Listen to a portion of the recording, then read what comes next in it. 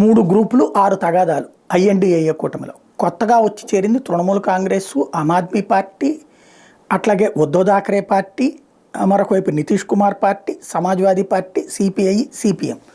ఇందులో సిపిఐ సిపిఎంలు వాళ్ళని యూపీఏ పేరు తీపిచ్చేసి ఐఎన్డీఏ పెట్టించారు. అది వాళ్ళు సాధించారు. అదొక పెద్ద గేమ్తో కాంగ్రెస్ దెబ్బతింది. రెండవది, రాహుల్ గాంధీని ప్రధాన అభ్యర్థిగా చేయిద్దామని వేసుకున్నటువంటి స్కెచ్కి దెబ్బ కొడుతూ ఆమ్ ఆద్మీ పార్టీ కేజ్రీవాల్, తృణమూల్ కాంగ్రెస్ మమతా బెనర్జీ కలిసి ఖర్గే పేరును తీసుకొచ్చి తెర మీదకి తీసుకొచ్చి ఇరకాటంలో పెట్టారు.